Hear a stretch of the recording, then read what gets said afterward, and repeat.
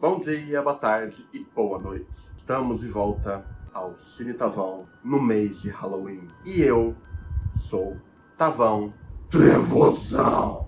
E hoje iremos falar aqui sobre um dos melhores animes, um dos melhores arcos de animes e mangás, né, também, originou no mangá, que já ocorreram na história da cultura pop. Yu Yu Hakusho, a saga de Sansui.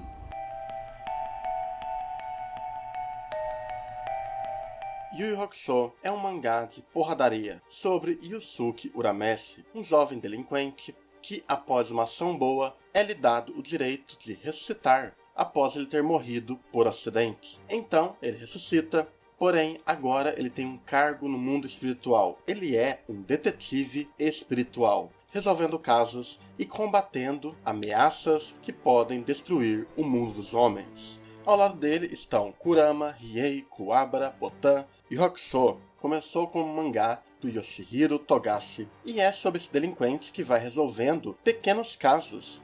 A história evolui de uma comédia para lutas frenéticas. Porém, um fato interessante é que existe um teor bem forte ao redor de tudo isso do sobrenatural e de uma estética de horror, algo que foi suavizado no anime em seus primeiros arcos, mas não tinha como isso sumir quando estamos falando da saga de Sansui. Yu Hakusho sempre foi essa mistura de uma comédia entre amigos e lutas frenéticas que estavam bombando com elementos de filmes de horror, ocultismo e budismo. Porém, tudo ganha uma força muito maior nessa saga.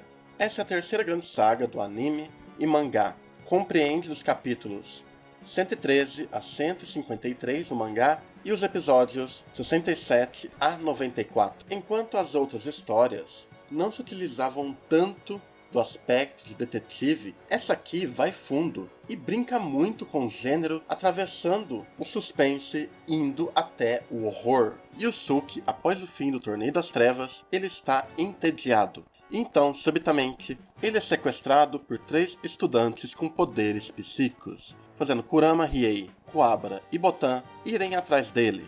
Após resolverem uma série de quebra-cabeças nesse cenário, surge a sua mestra Genkai e lhe diz que existe um inimigo que é Sansui.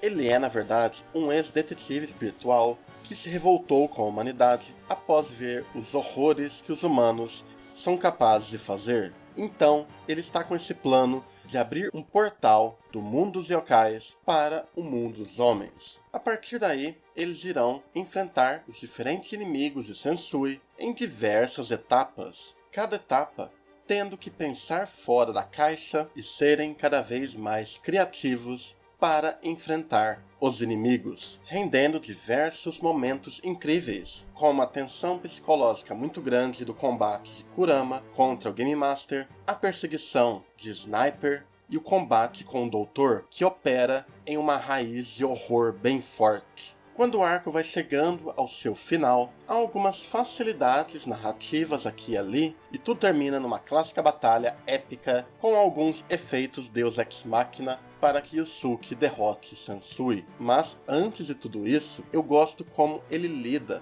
com oponentes humanos e cruéis, é extremamente criativo nas suas lutas e batalhas e lida com alguns temas bem curiosos e atemporais. Ele lida muito com a ideia de que há maldade no mundo dos homens, com uma crítica aos engravatados e com a perversão de seres humanos. Também trabalha muito em um certo distanciamento da realidade e da sociedade, e como uma pessoa se sentindo marginalizada acaba caindo em lugares cada vez mais sombrios. Existem alguns dos personagens mais sádicos que o anime já mostrou, e existem aqueles que usam máscaras, que tentam se ocultar nessa escuridão, mas na verdade são pessoas frágeis e emocionalmente abaladas, que caíram em desespero e depressão. Até mesmo uma relação afetiva bem interessante entre Sansui e Itsuki. Sim, eles são um casal. Ninguém fala isso abertamente na história, mas,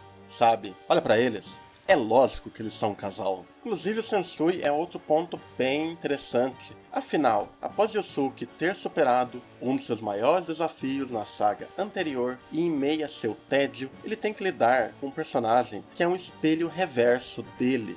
Ambos são detetives espirituais, só que possuem lá suas diferenças, mas a dualidade bem e mal dentro deles é bem semelhante. A saga do Torneio das Trevas se tornou muito mais marcante ao longo de décadas, mas há muito valor nessa saga. É possível ver o legado dessa saga reverberando em obras modernas, tanto em Hunter vs Hunter, quando Togashi acaba pegando muito desse esquema de estratégias e elaborações em golpes, técnicas e até esses elementos melancólicos e trágicos. Assim como vemos muito disso também em Jujutsu Kaisen, um anime e mangá fantástico, moderno, que está bombando aí e que eu amo de paixão atualmente e é, na minha opinião, o legítimo sucessor de Yu Yu Hakusho. Sinto muito, Bleach, você tentou, mas não deu não.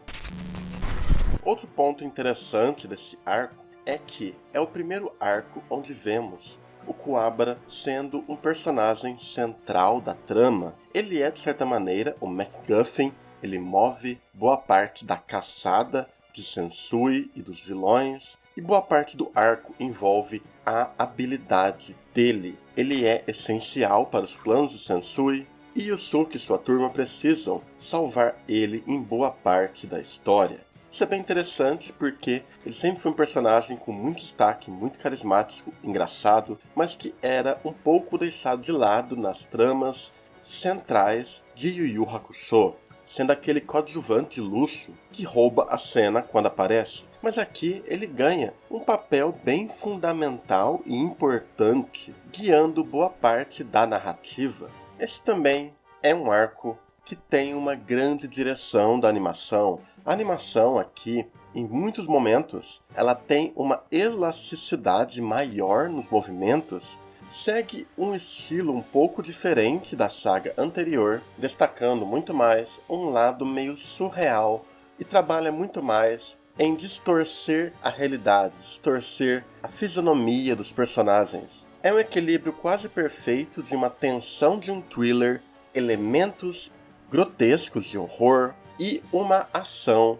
extremamente estilizada, rompendo diversas barreiras visuais. É um trabalho excelente, muito bem aplicado em vários momentos. Esse arco também se beneficia por ter personagens novos contribuindo dos dois lados da história. Devido à construção do túnel de Sensui, seres humanos começam a ganhar habilidades psíquicas. Entre eles temos Kaito, Mitsunari e Asato Kido, que surgem inicialmente como um teste para Yusuke e seus amigos e uma preparação para o restante do arco, tirando os heróis da zona de conforto e colocando eles em um novo cenário, o que tem tudo a ver com a elaboração desse arco. O arco de Sensui, apesar de ainda utilizar muitas das regras estabelecidas como energia espiritual e as classificações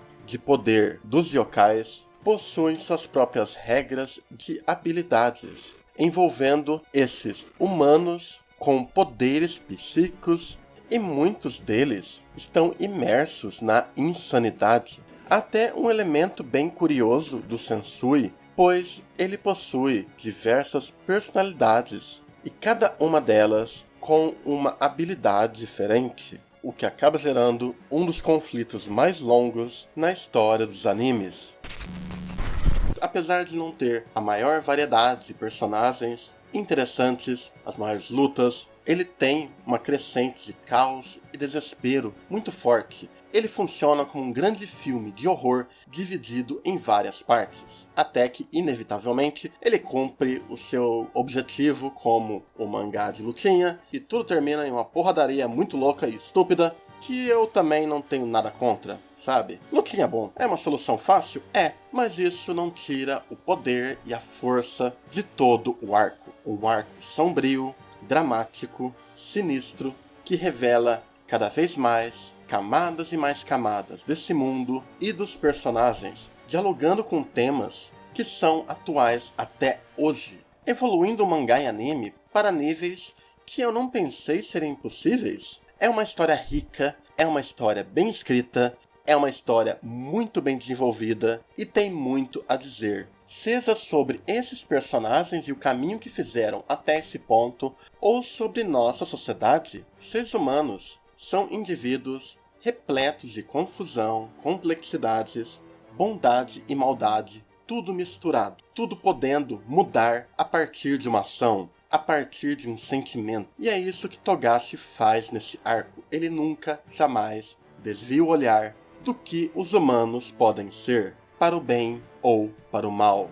E é isso que faz a saga de Sensui uma das melhores histórias já contadas em animes e mangás. Mesmo que cometa certas falhas, o seu legado é enorme. Então, veja o Hakusho, vale muito a pena, mesmo que contenha elementos datados aqui e ali. Eu espero que tenham gostado aqui de relembrar essa saga icônica. Eu acho que tem muito diálogo com horror nessa saga, e é uma saga que ela reverberou bastante atualmente dentro da cultura de mangás e animes. Muito obrigado por terem visto o vídeo. Considere apoiar o canal, confira na descrição do vídeo as formas de me apoiar, e a gente fica por aqui. Até mais e falou!